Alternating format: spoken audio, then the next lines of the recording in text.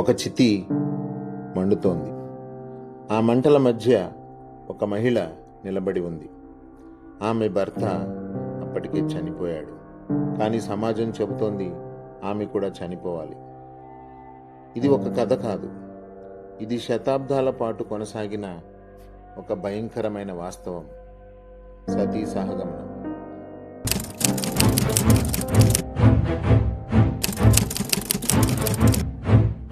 సతీ సహగమనం అనేది భర్త మరణించిన తరువాత భార్యను అదే చితిపై కాల్చడం అనే ఆచారం. భర్తతో పాటు చితిలో కాలిపోవడం సహగమనమని, భర్త దూరంలో చనిపోతే భార్య స్వయంగా చితి పేర్చి ఆమె స్వయంగా మంటల్లోకి దూకి కాలిపోవడాన్ని అనుగమనం అంటారు. మతాచారం పేరుతో ఇది కొన్ని ప్రాంతాల్లో సామాజిక సాంప్రదాయంగా కొనసాగింది.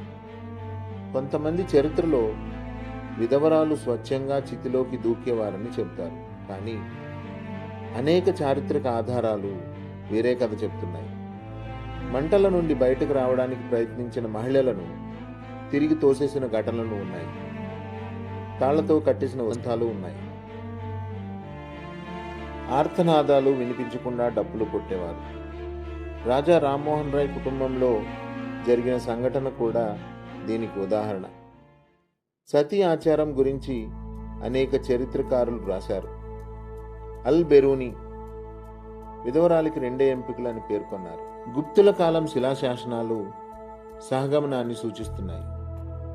అలెగ్జాండర్ కాలం నుంచే ఈ ఆచారం ఉన్నట్టు కొన్ని గ్రంథాలు పేర్కొన్నాయి.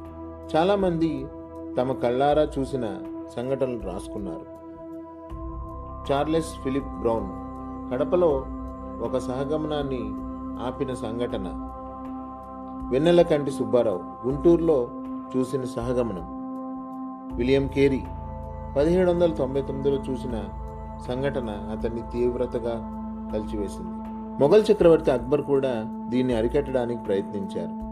ఒక సందర్భంలో గుర్రంపై దూసుకెళ్లి సహగమనాన్ని ఆపినట్టు చరిత్ర చెబుతోంది. కానీ సాంప్రదాయ ఒత్తిడి వల్ల పూర్తిగా ఆపలేకపోయారు.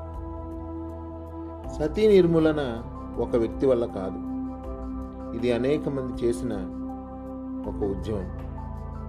సామాజిక సంస్కర్తలు, మిషనరీలు, రాజా రామ్మోహన్ రాయ్, మహిళా ఉద్యమాలు. 1799లో ఇంగ్లాండ్ మహిళలు కూడా పిటిషన్లు పంపారు, ఉద్యమాలు చేశారు. భారత మహిళల రక్షణ కోసం ప్రభుత్వంపై ఒత్తిడి తెచ్చారు.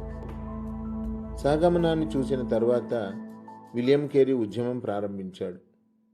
ప్రభుత్వానికి లేఖలు, సంఘటనల గణాంకాలు, ప్రజల్లో చైతన్యం.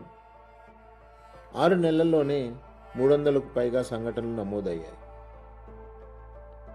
1829లో governor general lord William Bentinck sati ఆచారాన్ని చట్టరీత్యా నిషేధించాడు.